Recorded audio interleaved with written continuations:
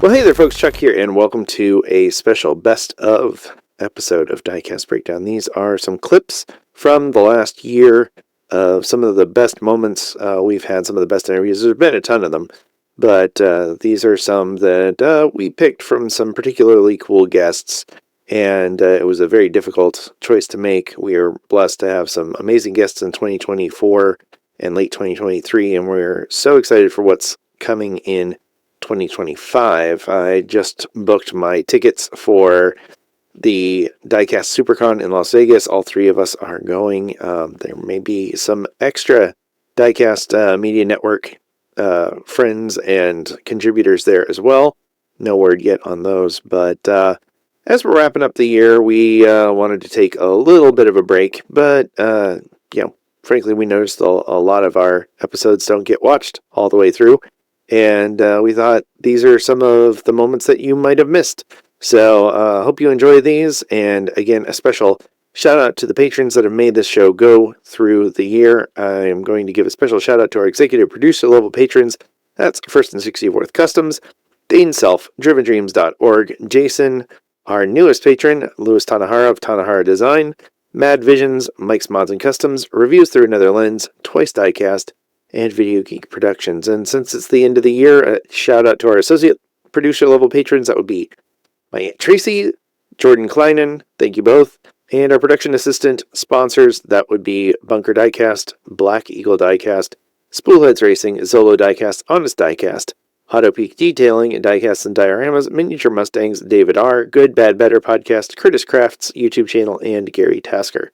With a special thank you to Andrew at Maple Leaf Customs for being a long-term supporter of the channel that is no longer supporting us monetarily, but is an amazing mental and moral support to the channel. We're very grateful for him and all he's done for the diecast community. So if for some reason you haven't checked out Maple Leaf Customs YouTube channel yet, be sure to do it. It's a real feel-good channel. So, all right.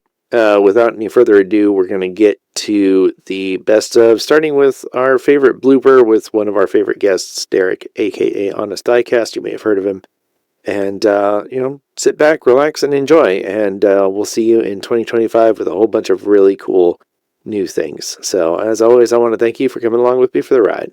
So, until next time, stay fresh, cheese bags. So, we'll just count the show in and we'll just have a conversation. Yeah, we'll have a jam session. Oh yeah, Ooh, look at that. Number 12. Nice. 12. It's you. Good number. Hey, I still don't know who got the chases. No, those just kind of disappeared. I don't think anybody Mark and I sold them. Yeah, I sold them. Yeah. They got scalped. Yeah. Hey, I'm not gonna. We made $3 off each of them. Mm-hmm. I'm not gonna ruin the surprise, Derek, but that's not the only creeper van that you're gonna get this week. Oh, you're sending me another one? Maybe. I'm gonna develop an obsession for creeper vans then, I guess. We'll see. Nice. Do you like candy? All right. Oh yeah, we've fried. All right, here we go. In 3, 2. Sorry. Well, that's wrong. Oh man, we get slap happy after 9 p.m. All right, We're all there at this. in 3. I gotta pee really quick. All right. Hey, Crap. Hey, Mark, make sure you wipe. We don't have before time. you sit down. He's going off the back deck. He's not even going to the bathroom. Yeah. Don't forget to wipe the seat before you sit down. Yeah. Mark. You didn't bring your Mountain Dew bottle with you? Yeah. Right. This jug. I've already peed twice during the show. Man, It's so just right there. You just got the loose body.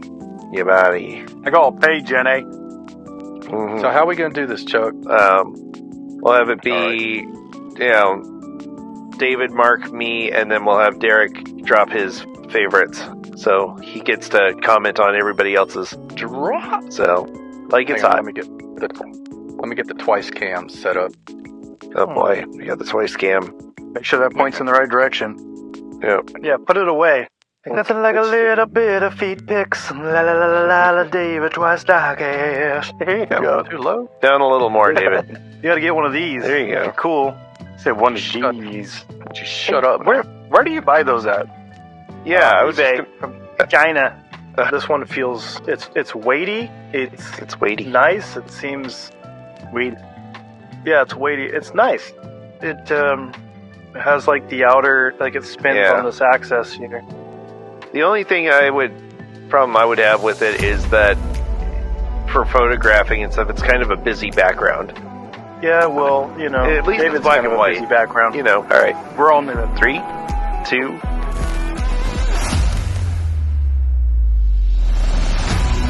You're watching Diecast Breakdown with Chuck Ellis, David Johns, and Mark McHotwheel. So sit back, strap in, and hang on. The breakdown starts now. Hey, Larry, have you ever thought about a world without Hot Wheels? As I was thinking about this interview, and here, let me preface it with this, and I'll get your thoughts on this. When we think of Hot Wheels, we think the best-selling toy of all time, but it wasn't always such a sure thing that it was going to be such a monster hit, was it? There were some pretty lean times, and I'm just curious if you hadn't been the guy at the captaining the ship at that time. Did you ever think that maybe this isn't going to work out at Hot Wheels? Like the Hot Wheels aren't going to work out? Oh, are you kidding? Of course, 72 was when Mattel got in trouble with the stock market, and they laid off over 50% of the people. I was the only guy on the floor for a while. I could drive my car into the parking lot and park in the executive parking lot when there usually was never a parking spot there. There was a for sale sign on the building. They actually told us there wasn't enough money. We had to go to the bank the minute we got our paycheck because there wasn't enough money to pay everybody. You better beat the next guy. Exactly. So I went out and interviewed with a few people. It was all over as far as I was concerned, and Hot Wheels wasn't doing all that good back in the 70s. The enamel cars, and they took the red lines off and things like that, trying to cheapen things up, and. Yeah, it was close, and of course Barbie was the same thing. It was the girls were gone too, and luckily somebody was smart enough to say, "Wait a minute, there's a good company here. Let's put somebody in charge that knows what they're doing."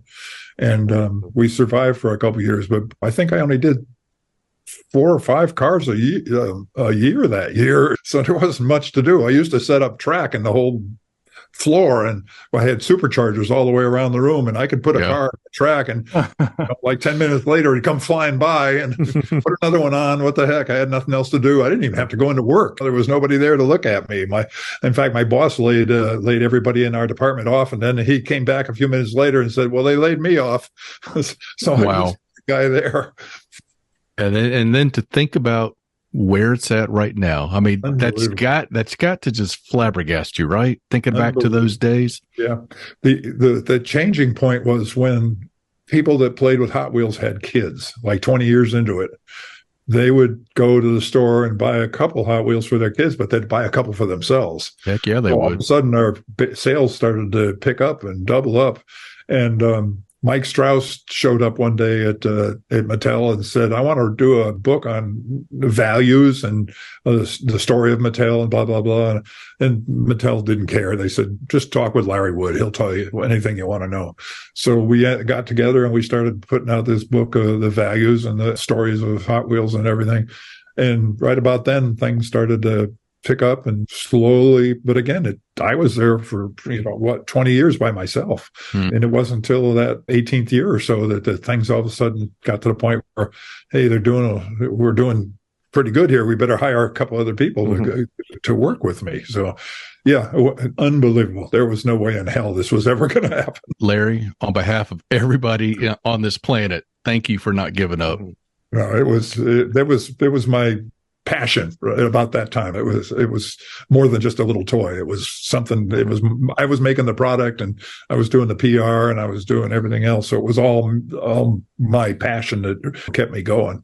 it's so cool to think about it. And just like, I mean, I'm sure in the moment it was very much not cool. I'm sure it's like you're looking over your shoulder every day going, I'm the only person in here. When's somebody going to tap me on the shoulder and go, hey, we're out here. And, but in that moment, when you're doing that and you're going, okay, I've got like 4 or 5 cars to design this year, or I can do 10 this year.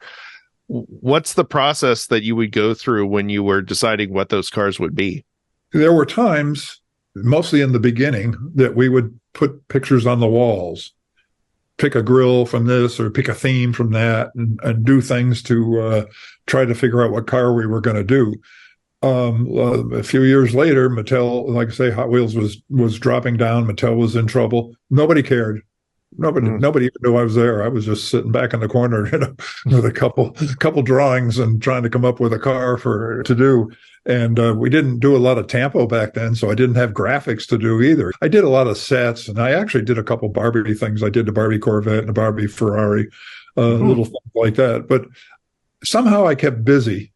Sometimes I probably was just drawn for myself, but I would do it. But it would make a difference. There were sometimes everybody wanted to be in on what the cars were. As they do it now, they have the whole wall filled with cars for sports cars, hot rods, foreign cars, blah blah blah. And they're making so many cars. I mean, they're making over 100 castings now. So this wall full of drawings and ideas pinned up on the wall, so everybody knows what they got to do and when they got to do it. There's a schedule and everything. So it's completely different. Things change as time goes along. So like if you're like at one point you talked about in a previous interview, I saw you had to do like the gas crisis cars, the Poison Pinto and the Gremlin X and stuff like that. So are you're just going, okay, well, we're going to do these. And do you then have to pick up the phone and call AMC and go, hey, can I make a Gremlin? Or are you just doing it? We had a licensing department that would do that part of it. And in the very beginning, nobody cared. Nobody cared about, you could do all the Fords you want or Chevys or anything. I actually don't remember doing anything that somebody came and said, hey, you can't do that. My first real thing that got licensing was I worked on Billy Gibbons' Eliminator Coupe. I did some drawings for him. I did the side scoop. And actually, he asked me to put 2 Z's on the side. And I said, no, I'm not going to wreck this car with 2 Z's on the side. It was perfect and just a red car. It was gorgeous. And somebody else put the Z's on the side. And I didn't know who Billy Gibbons was. He was just a guy that wanted a car. So I did the 34 window. And I said, I'm going to do Billy's car. So I did the 2 Z's on the side, did a red car. And I thought, he'll get a kick out of this.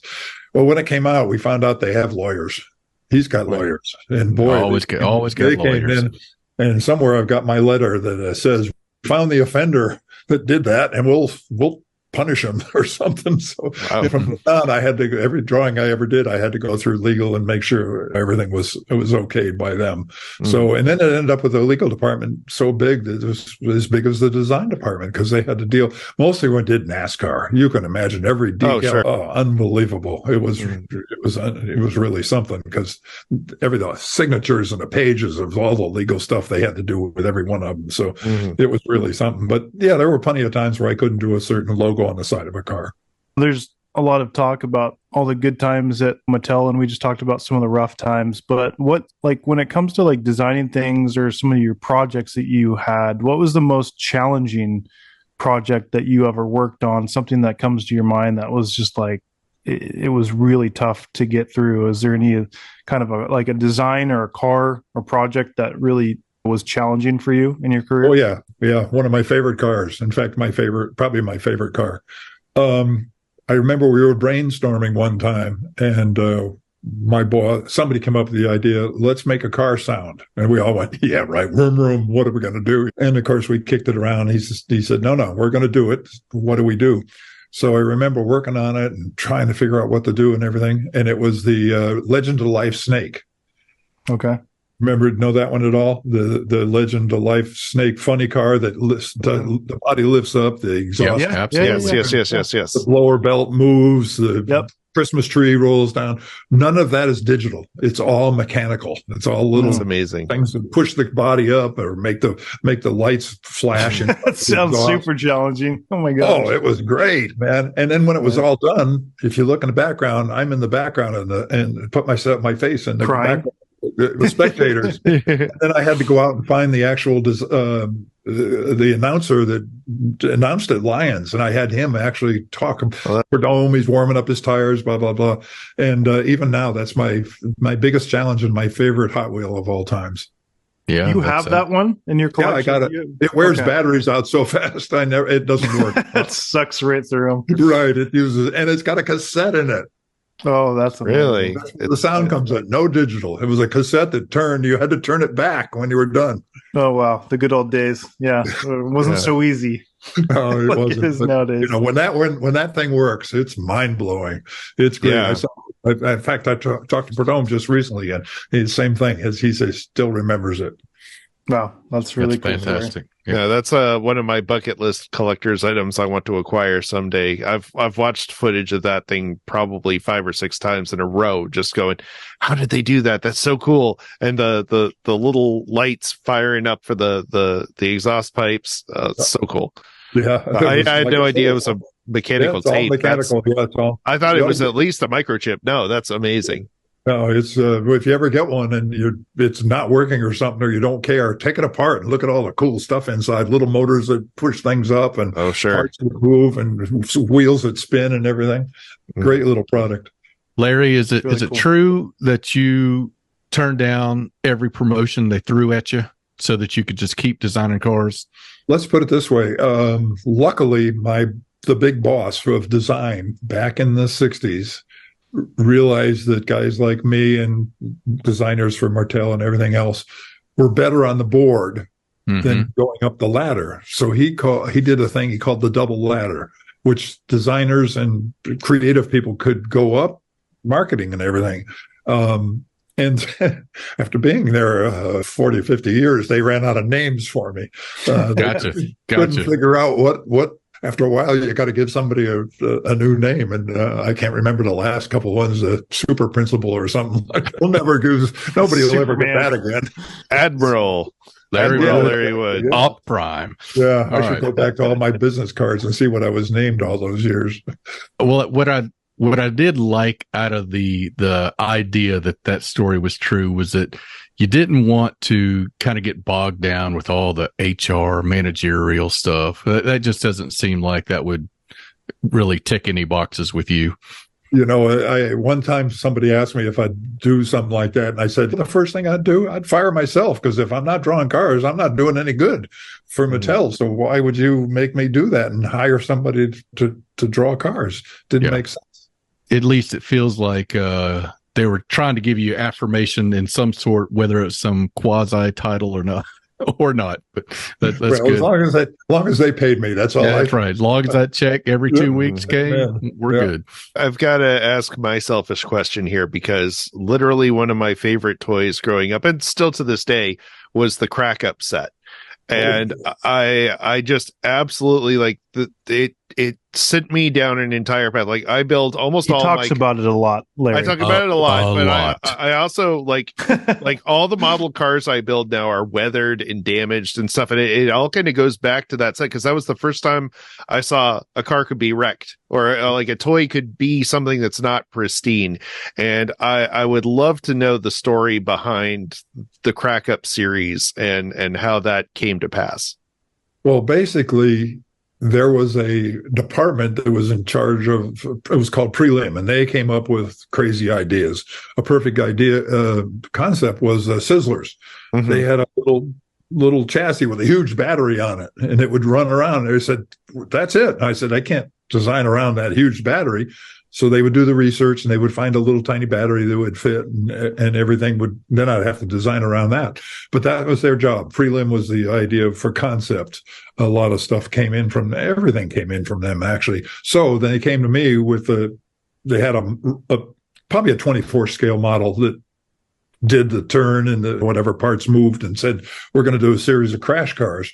Well, basically it was up to me to design the car and figure out how it was going to work after that point. But yeah, it was a fun project because that's what kids do. They crash the cars into each other and making the front ends work. The little hood would pop up and release the grill that would swing around. Mm-hmm.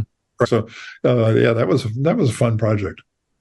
It's a very elegant design too, because like I've taken them apart because that's the kind of guy I am, and to have it all be latches and one spring and be able to do all that with just like one spring and a little latch, and then there were like the flip outs that kind of came after that, and I know the Crasher series kind of was like a follow up to that as well. I got that crack up set Christmas morning, I think it was like 1985 or 86, and I was just like, wait a second, the track is designed so you can crash into each other. This is amazing. Like I was just like, this is the best thing my little demented mind could think of, and still to this day I still have all those, and I've got one of each. I don't have every iteration, but I've got one of each of the bodies. Okay, and they're great. I love the truck one. The pickup truck is, I think, my favorite one because it's a double action kind of thing with that flip up. And I actually got one that still has the cab on it because those things would wear out because you do them so many times and the plastic can only flex so many times. But they're still what a brilliant design to put those kind of things in a car that small was always just so cool for me, and I love the detail. Along with any other Hot Wheel, the biggest problem was cost. I mean, we could have made those a heck of a lot cooler, but you had to make them for over $1. So you kept trying to save a buck here or there, or the weight of the diecast had to be so much and everything else. And it's the same now. They're still just about $1 price. And that's why you see a lot of plastic in them now, because they're just having to trying to meet that price with almost the same price it was, 65 years ago. Yeah, so. Absolutely. Yep. But it's such a universal beloved toy. In fact, that's why Mark here has a charity called Driven Dreams, where we're raising 20,000 diecast cars for kids in need, because it's still such a universally beloved toy. You can give it to a boy, a girl, it doesn't matter. We always joke there's a diecast for everyone. I took a friend of mine and his wife to a flea market. We were digging through diecast here. She was curious and he wanted to tag along, and she's like, I don't like cars. And then she found one that was a little taco car, and she's like, I love tacos. I've got to get this car. And I was like, see, you thought you didn't like cars. My daughter there's a one that's a purple cupcake, and she loves that one. Yeah, so we did all sorts. In fact, I remember doing all these cars that I wanted to do, and then one year I said to myself, wait a minute, I'm supposed to be doing these for kids, not for me. So the shark and the snake and the 2-engine, all the crazy animal cars, because I kept thinking, well, wait, we're supposed to be doing these for kids. In real life, I was doing them for myself, but once in a while we thought about kids. Well, going off that, the charity that I originally started as Hot Wheels for Hope, but I changed the name because I foresaw legal. We talked about legal aspects. Yeah, exactly. So I was like, I better change the name.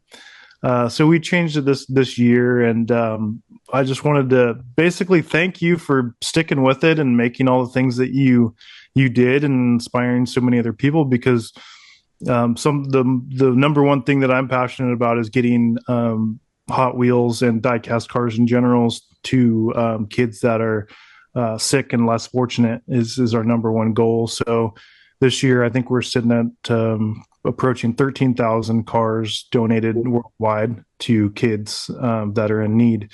And it's life-changing for kids. It really is. I got a suggestion for you, because I was going to do this and I just got so busy to do it. At the Hot Wheel convention, I've always wanted to put a box near the elevator and say, this is for charity. Got any cars you don't want, this is all going to go to charity. Just drop it in here. And as they're leaving the hotel, they got dozens of cars that they can't even sell for $1. And we should talk about that for Atlanta. This spring, I'm hoping to be there. So, I'll try to make that. The one thing I thought about is something similar to that, setting up boxes at grocery stores and stuff like that, to where people can buy stuff and drop them off in the boxes, and they're sealed and they're locked, and people can do their part. I'd like it to grow into. I mean, I think we're shooting for 20,000 cars this year worldwide, but my goal is 250,000 cars, 1,000,000 cars donated. I think it could easily be happening. Yeah. Yeah, because you think about how many collectors there are of diecast cars in general, just Hot Wheels alone. It's dumb how many there are. If Plus, one person donates one car, that's millions of cars. They buy the case to get one car. Yeah. Yeah. Mhm. Yeah. Yeah, and There's we've a all lot been cars guilty of there that. I that think we've all been guilty of that. Of buying a case of 72 and then finding the couple cars we want. I want. Yeah. Exactly. And then the rest go to the kids, and they don't care. They don't care about super treasure hunts or treasure hunts. Exactly. Yeah. There's actually a really interesting article that I read about the psychology of toy cars and how it's such a universal thing because they're freewheeling and because they are a self-contained toy. They don't need anything else. They don't need batteries. They don't need fuel. They don't need an accessory. They are the toy, and you can put it in your pocket and you can take it anywhere. And it's just the portableness and the simpleness. It just makes sense that this is the beloved toy that it is, because cars are universal. Everybody has a car related story. Everybody has an emotion related to a car, good, bad, indifferent, whatever. Even if it's just, oh, this car looks like a taco and I love tacos. It provokes a reaction, but it also there's nostalgia and comfort to them. Like David said, it's crazy to think of a world where there isn't a Hot Wheels, or there isn't this kind of toy, not just Hot Wheels, but just 1/64 scale cars in general, beloved toy. It's just kind of wild to think that there was a time when that was ever in doubt. We'll be back with more Diecast Breakdown after this word from our sponsors.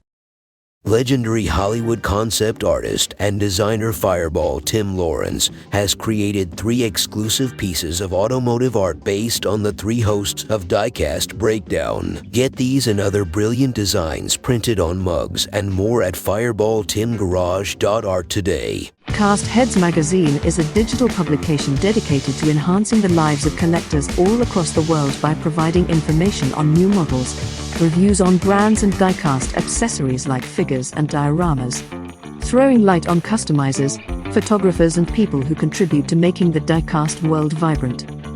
Subscribe to Cast Heads for free and look for collaborations with Diecast Media Network at castheadsmagazine.com.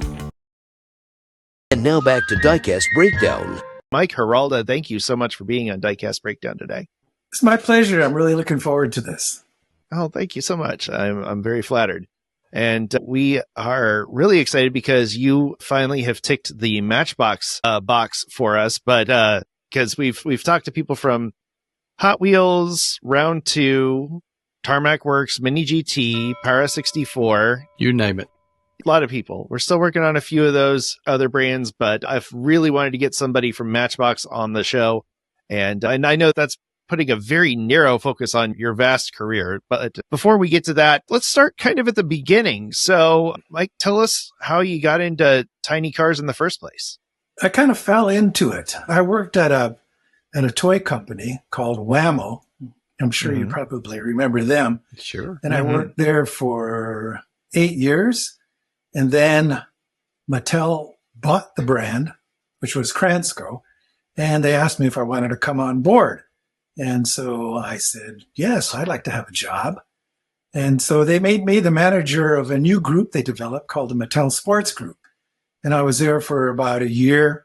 And then they moved me into the packaging group. And so I became the manager of the Mattel Sports brand and packaging for about another year. And then I wasn't a good fit for that group. And so I was getting close to just leaving Mattel altogether. But then I got a call from the senior vice president of Boys Toys, John Handy, and he wanted to talk to me. He had heard a rumor that I was thinking of leaving. So I sat down with him for about an hour, and he told me, I heard good things about you. I want you to work for me, I don't have a job slot for you, but I'll make one. And I want you to be the first in-house graphic designer for Hot Wheels. Oh, wow. Up until that point, they had the industrial designers, Larry Wood and Phil Reelman and all these other guys. They would do the sketches, but they would send the sketches out to vendors, outside vendors, to do the turnover package. And so John wanted me to be the first in-house graphic designer to handle all that. And so I said, yes, I'll take that job. And so that's how I started. And he told me, you can set up the department any way you want because it's going to be new. So that was a perfect challenge for me, doing the legwork, the foundation of setting it up. Because what I discovered after talking to these outside vendors is that all of them had a different way of doing the turnover packages for production. And so I called the production plant in Bangkok in Thailand and asked them, do you have any issues with the turnover packages? And they said, oh yeah. They said, all these different artists, they give us different artwork and we have to redo it or send it back.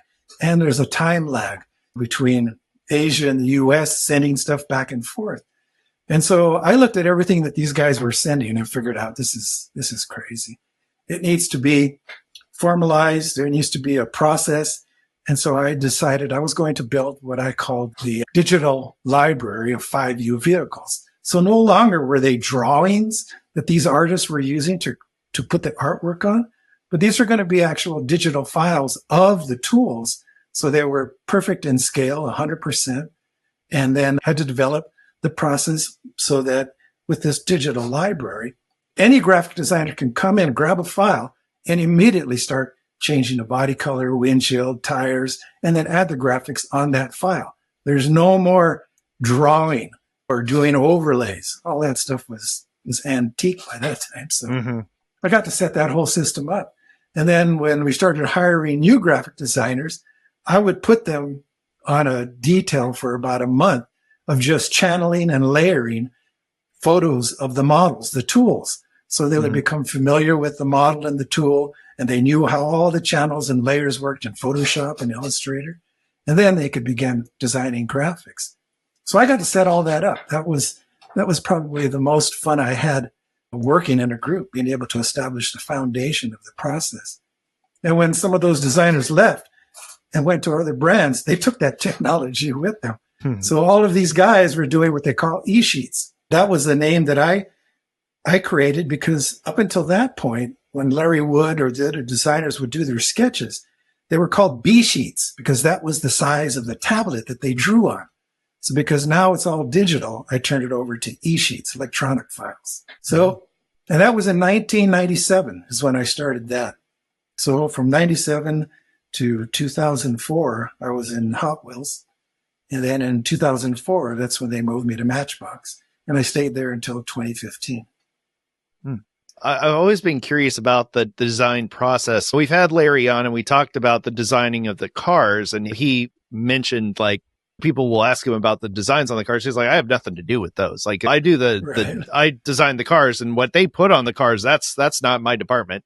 Right. And I remember we had Bruce Pascal on and he showed some of the prototypes. And I remember specifically there was a 911 Porsche Hot Wheels that had a grid pattern on it because that was how the designers could look at the contours of the car and design things. So if you had the word Porsche on a stripe on the side of the body isn't actually straight. There's curves to it. So to make that line look straight, you had to work with the grid. So you took all of that and made that into something that you could just get on Photoshop and Illustrator. And so was this if you're using Photoshop and Illustrator in 97, that wouldn't have been a 3D file, but you were working with kind of a 2D representation of each tooling?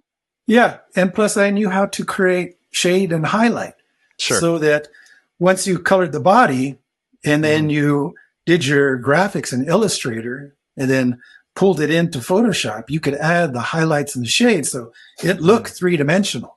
So you could see where the body seams were. If you're going to have any type of a font, you didn't want it to be over a seam where it would break. That was like one of the main issues with the earlier days of the turnover packages because their original line drawings weren't accurate. Now, help me out here, because when you say turnover packages, am I to understand that's just like, that would be what you would call the design, the tampos and the paint that would go on the car? Yeah, and that's all that Okay. information is on the e-sheet. Gotcha. Okay. All right. I wanted to make sure that we were all understanding this. This is a new term for me. You come in, you develop this whole process from start to finish, this thing that hasn't existed before. And you did something really special with your first design. So let's talk about that real quick. Oh, yeah. There it is. I got to say, it still holds up with anything in a blister today. It's a basic car, and Right. you got tampo on two sides. You have a spray mask on the front, Yep. and you got tampo on there. This was a $1 car. Mhm. And yeah, because this was my very first design, I mean, everybody wants their name on a car, right? Sure. Right. And I thought, well, this is my first car, and I really want to put a reference to me on it. But I thought maybe I better put my boss's name also, Gary Swisher. He was the director of Hot Wheels. And Very so smart. I put his name on the car. And when I finally got what they call the FEP sample, this is when you do the turnover. And then about 6-7 months later, you're going to get an FEP sample to review, make sure everything is where it's supposed to be. The tampo is correct, the interior, the body colors, the wheels, everything is right. And then, so I took that FEP and I walked into Gary's office and I said, hey, look at my first Hot Wheels. And he's looking at it and he goes, you put my name on it. And he goes, oh my God, I've never had my name on a Hot Wheels. First And he time. was a director. Wow. And so he goes, yeah, let's do it. So I figured that was an easy way to get my first design approved. That's a very savvy strategy. Yeah. And there you go. Oh yeah, my name's also on it too, but your name is where it's at. Yeah. I'll tell you just between the three of us and the million people that are watching this after we release it. When Chuck asked us to be part of this podcast, I made sure I got a t-shirt of his YouTube channel for the first time that we did a discussion about the podcast. So I know where you were going, putting his name on that car. Smooth move. I like it. You're kind of ahead of the game when it comes to using that kind of technology. Mattel's a pretty big outfit. I'm curious, with the guys that had been doing it as long as they have, was there any resistance to saying, guys, we're going paperless and you're not going to like it? Did you have to have daily conversations selling the benefits of doing it this way? It was all through email. I would send them the files. I sent them the template on how it was going to be moving forward. And I think there may have been at least 5 or 6 outside vendors doing the turnover artwork. And of those vendors, they resisted it a lot. They told me, I've been working for Mattel and Hot Wheels for years, and I've never had an issue. And I said, I'm here now, and I'm running this group, and this is going to be the process moving forward.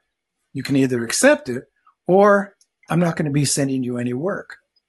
And so only one said, you know what, let me try it. And that was David Klausner. And about a week later, because I sent him some files, I sent him the templates, I sent him the whole process, and he comes back and says, you know what?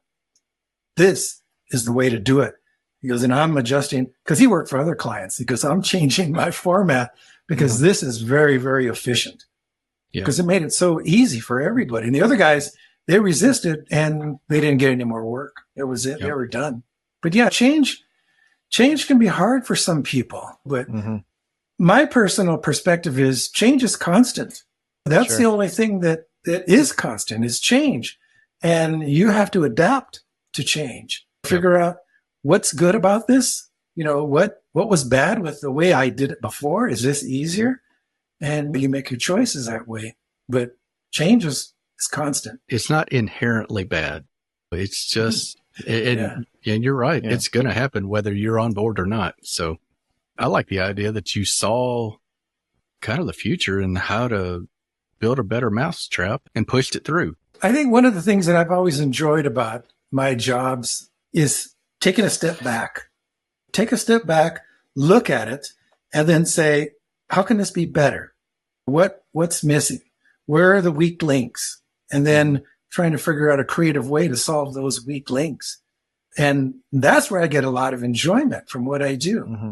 I'm always looking for those little nuggets where no one has explored yet and see what can happen. That's why I always enjoy going to the manufacturing plants. They're in Asia, Malaysia, and Bangkok. But when you go and you see the process, what they're doing, you get ideas. You go, I didn't know you could do that. And then say, if I did this artwork and I presented it like this, can you do this? And they look at it. Yeah. I said, well, I would have liked to have known that before, because it opens up a whole new opportunity to develop the artwork in a more, not efficient, but give us more opportunity to have more graphics on the vehicles. So that was a lot of learning experience. I always love those trips. Don't touch the dial. Diecast Breakdown will be right back after these messages. Diecast Breakdown is produced in partnership with TWYCE Diecast and Driven Dreams Org on YouTube. Check out their channels in the video description and subscribe for more epic diecast content. Hey, this is Larry Wood. This is Derek from Honest Diecast. Hey, this is Chad Reed from Round 2. This is Mike from Gaslands. The SRT Joe Vita Show. This is Champion DJ K. This is Mad Vision here. This is Diecast Dude. And you're watching Diecast Breakdown.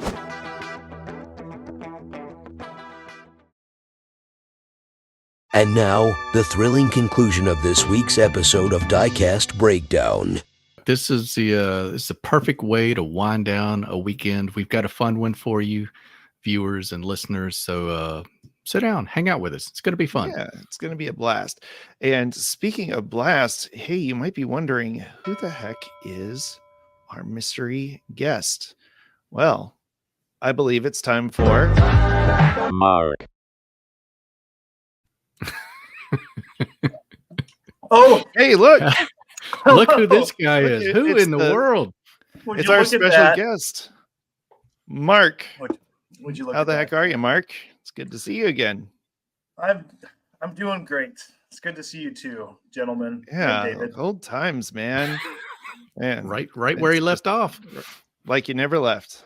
I'm ready. Let's get into it. Guys, I want you to take everything in, because after talking with Lewis, what we've learned, no detail has been overlooked. I am talking from the outside box to the inner boxes to the card art to the cars themselves. Everything was intentional, and it is representative of his work and the pride he puts in his work. I'm really excited to show these to you because I've seen them in the past, pics and in media. But when you look at them and you hold them, they're a different level. And I'll say, oh, you okay over there? Yeah, Earthquake. I'll save Are you well?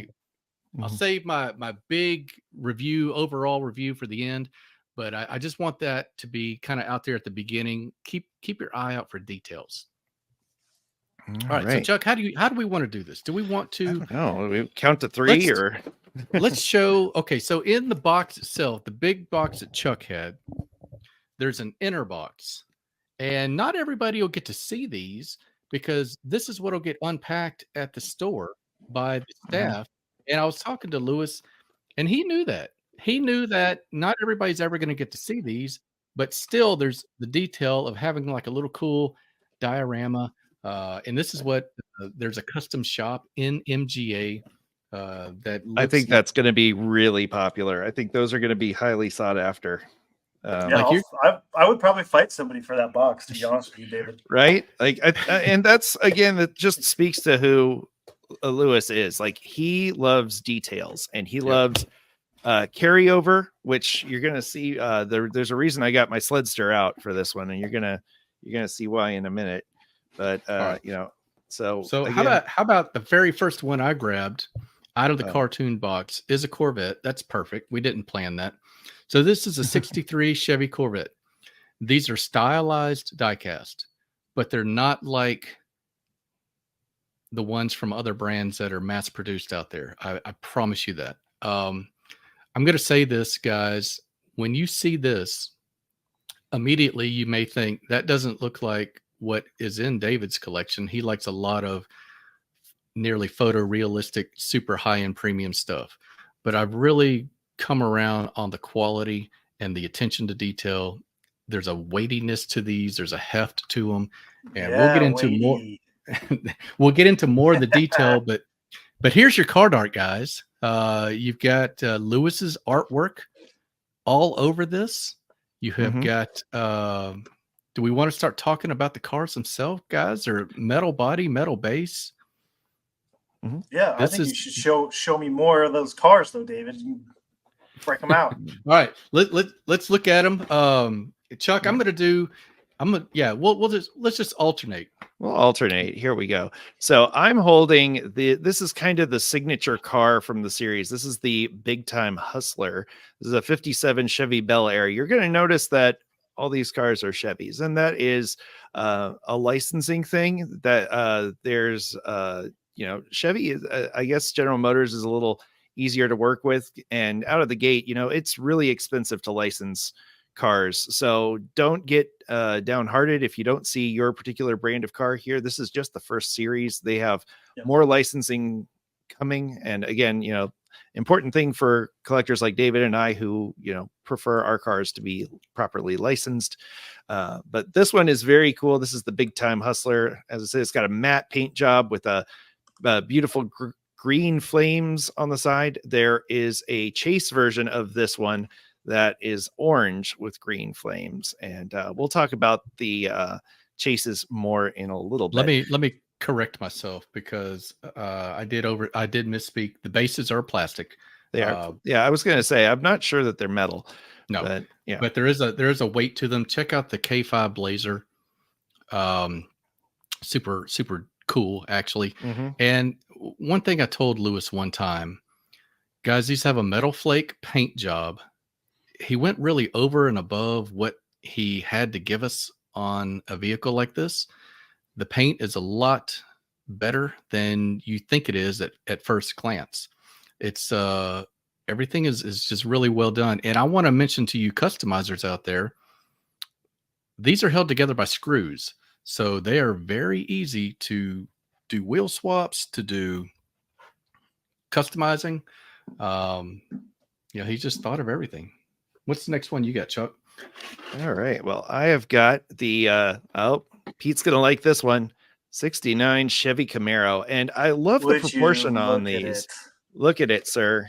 Look at that. Look at that cherry red. That thing's nice. That is the paint. Look at the shine on that paint there.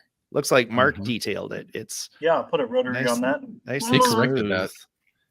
Yeah. So you're going to notice, I think there's like Pro Street style cars, and there's lowrider style cars, and there's muscle cars. This one's part of the muscle cars. So you can see it says muscle cars. Yeah. Up on the street sign. Yeah. So there's a lot to these packages. There's, again, the details that Lewis likes to do. So you're going to see on these, there's series 1. These are green tabs up top with blue lettering. These are the ones that you're going to be finding in your Targets. It's going to be in Target and Walmart, likely to be in Target first. They're saying these will be here maybe 3rd, 4th week of July.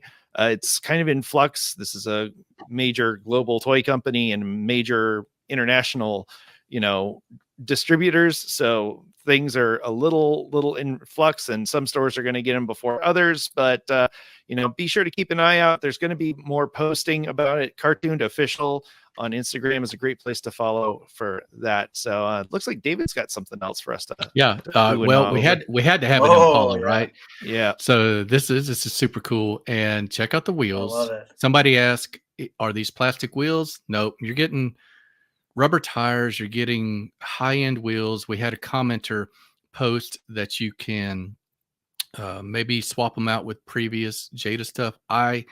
If somebody knows that, I don't know that right here and now to be. Can't speak to that. I can't confirm it, but it would make sense. I think I've heard that in the past, but I'm saying rubber tires because, again, didn't have to have rubber tires.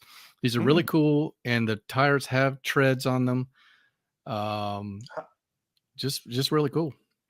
Yeah. And again, these wheels and tires, they will, they're on a standard axle. You could put them on other cars if you wanted. You could swap in customs from your own collection if you wanted to add your own wheels.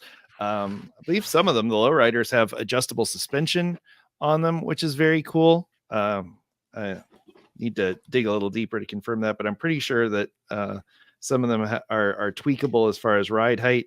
I've got my 64 Impala as well. I'm going to skip that one because David already got to it. But this one I'm really excited about. Now, this is the 56 Chevy Nomad. I love me a good station wagon, and the detail work on this one. You got that sugar skull on there. You got some really cool gold work on this. And, as David said, these are all held on with Phillips head screws. They are designed to be customized. Lewis wants people to, take them, modify them, swap the wheels out, make it easy for us builders out there to tweak these around. I did see a question from Lolo Garcia. Says, is this going to be considered a chase piece? No, actually, we have not gotten to the chase pieces yet. So the production numbers that I've been told are that there's going to be 200,000 cars made in Series 1 total. So already we're talking a significantly more limited number than your typical big brand. But the chase pieces, there's only going to be 400 chase pieces through the whole Series 1. And that's so there's 25,000 of each car being made. There's 8 cars in the series, so that's 200,000 cars, and out of those, 400 of them will be chases. I asked Lewis if we had any chases in here. I don't know if we do yet. I haven't looked that far. We got a ton of information on this that we're gonna try and get through it all, and remember, this is our first look. way. So this is our first look. We have never seen these before. I know that he sent us some pre-production and some production stuff. I know that everything in the blister pack that we're showing you is production. This is exactly how it will look when it hits the shelf. Now, is that your Lucy there, David? Yeah, I wanted to show you guys. I mean, these aren't just good looking. They do roll. They roll really well. And I love the stance. I mean, it is just absolutely slammed, but it rolls perfectly. So just again, attention to detail. While I got you here, let's look at this fleet line because this one's super cool. So I love that one. Let me get this out of the glare. There we go. How about that, guys? We've got the whole range. Yeah, we got 40s up to current stuff, and we've got a ton of new stuff in the works from what we hear from Lewis. Once the licenses start getting nailed down, we're going to see just an incredible variety of models. But what a debut! These things kind of made a huge splash at Diecast SuperCon, and it is so cool to see these in person. All right, Chuck, you got one more? I got a few more. 2 more? I got a couple more. Let's take a look at this for the square body fans out here. Now, this is what I'm talking about here. So you see this beautiful blue paint with this flame job that might look a little familiar to you. And that is because it is the same flame job.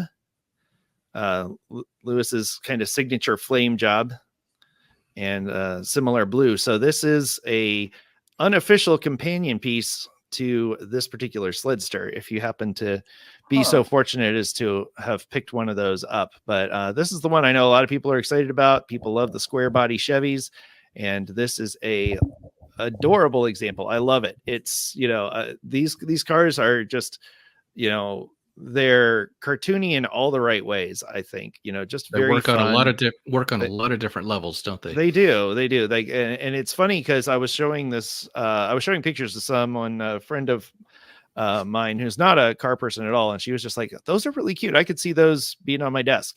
And and she's not even a car person, and she was like, I could see having a few of those around. That'd be just they're a great gift idea, I think, because they're anyone who whether they're young or old. Exactly. So there was a question here about distribution. So really quick, they're going to be in Walmart and Target first. There is a Walgreens run that's coming. There is a Hobby Alt version that's coming. We'll talk more about those later, but the Walgreens version is interesting. It's going to have a smaller packaging because of the the planograms, the way that they lay out the stores in Walgreens, they need to have smaller packaging. So Lewis and his team, to counter having to have a smaller package, those will have foil on them, foil on the packaging. So they'll have that really nice reflective metallic look. So those are going to look really good hanging on your wall because they've got that nice reflectivity to them. And got another Lucy here. I wish we could. I want to try to find some way to really show off this paint, guys, because it's remarkable. All the gold chrome you get, white walls, gold rims. All right. I can't do it justice. We're going to get some clean pics, but this is a black metal flake paint that is it sparkles, man. It looks 2 feet deep. It's high. It's just high quality stuff. Mm-hmm. We got David, one more. Yes, Mark. What you got, Mark? Scale of 1 to 10, how weighty is it? That's what I need to know. The heft. Okay, for real, guys. For real, for something this size, there can't be a comparable vehicle that is heftier. To answer your question, Mark. No, they do have a good weight to them in the package. I am somebody just pointed out the Blazer is second. Here is that 69 Chevy Blazer, and it is nice in so many ways.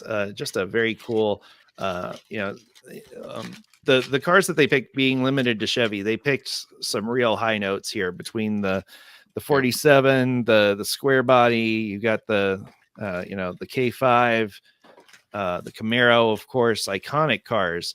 So really cool stuff. So that's all the ones that I have in mine that are packaged. We got some other mystery stuff. He sent us some stickers. These are really cool. They've got a little special QR code on them. So I'm going to hold it up here. Maybe you can scan it if you're watching. To one of the biggest channels on the hobby in general, and you've really just been cranking out these amazing videos. They look fantastic.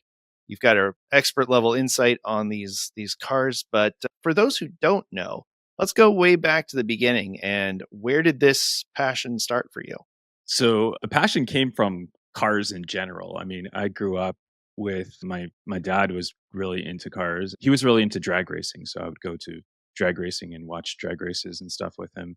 And way back, probably when I was 3 or 4 years old, obviously being a kid, wanted to go to toy stores, and all I wanted to do was buy toy cars. That was my thing. Any new toy cars and stuff. And I still have my original collection of toy cars from when I was a kid. So that kind of passion I just kind of grew up with it, and grew up in just my huge passion for cars.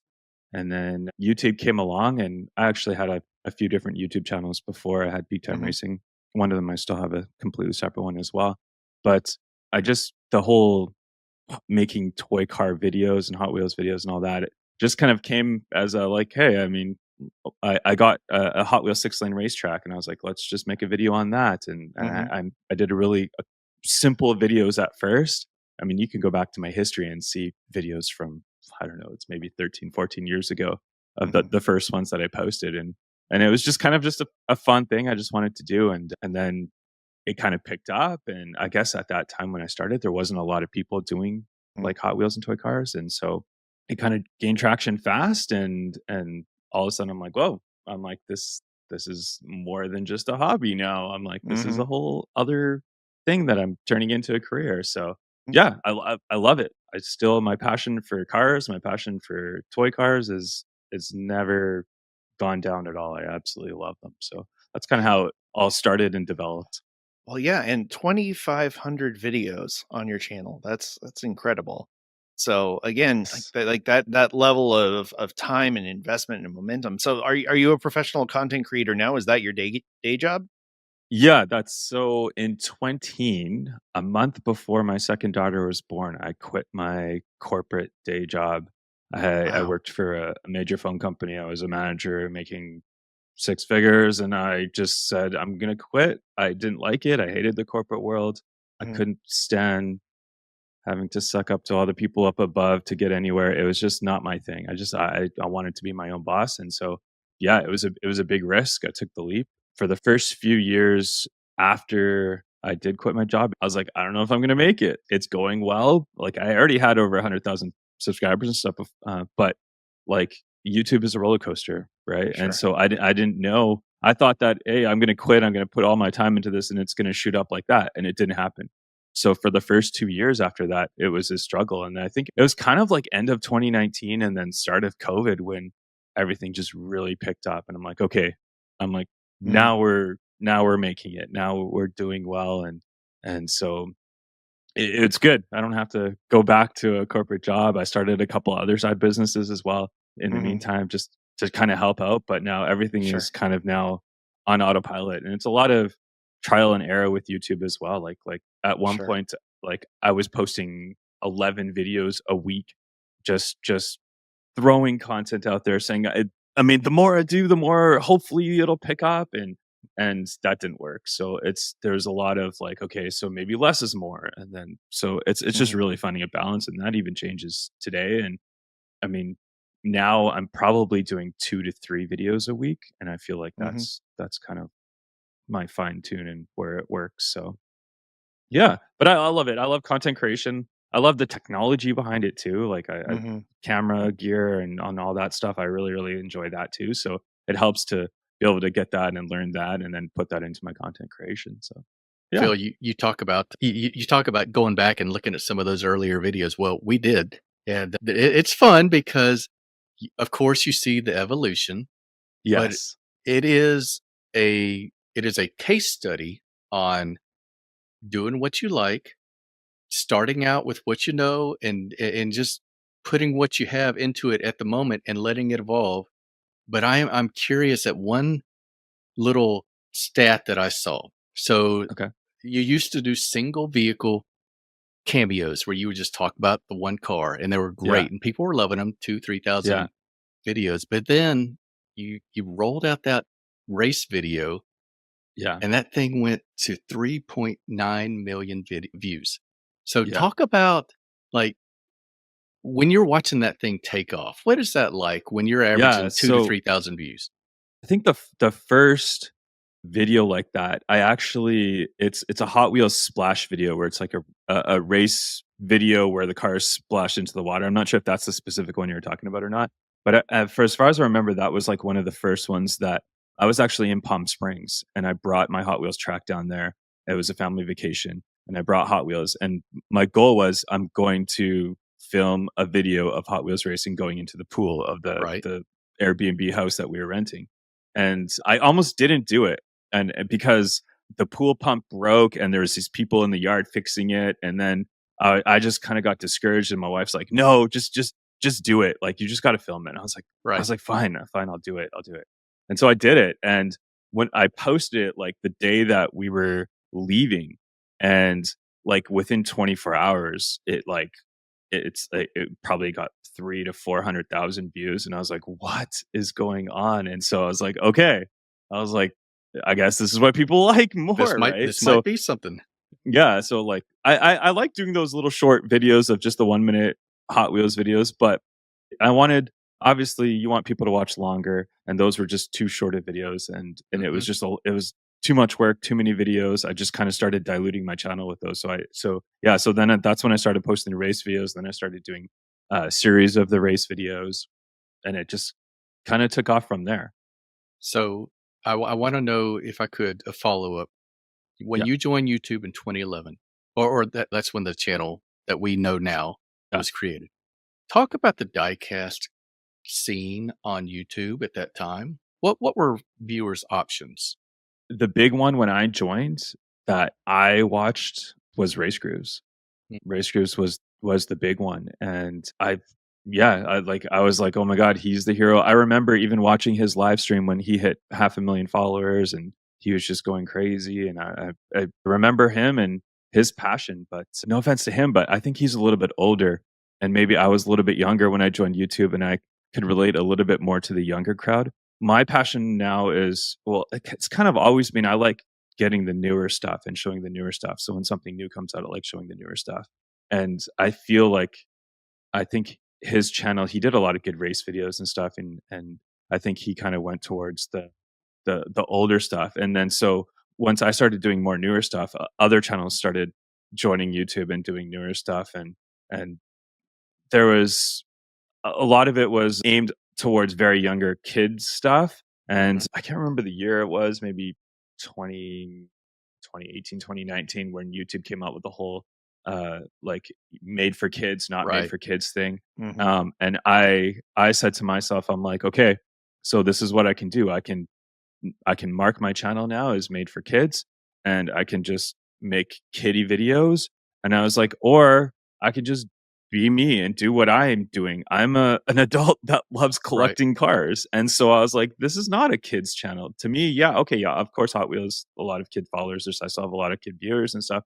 But I'm passionate about cars and collecting diecast, and that's what I want my channel to be. So I tried transitioning my channel more towards the collector side as opposed to the kid video side. Even though if you look at my channel now, the amount of just regular like hobby style videos that I do compared to like racing videos is I do a lot more of the hobby style videos than I do the racing videos. And I still don't mind doing the race videos every once in a while because I know I still have a fan base for that. And I know people like watching that. I know those get a lot of views and stuff. But I like to do what I enjoy. I'm not going to just make a lot of these kiddie style videos because I want to gain these kids and have these fans come in and stuff that are all the younger audience. I'm marketing my channel to what I like and to the collectors like your guys yourself that are the older generation, right? Preach it. Thanks for listening to Diecast Breakdown. If you enjoyed today's show, please rate us 5 stars on Apple Podcasts and tell a friend to listen in. Find Diecast Breakdown on your favorite social media platforms or visit diecastmedianetwork.com to learn more about this and our other projects. Diecast Breakdown is a presentation of Flying Valiant and the Diecast Media Network.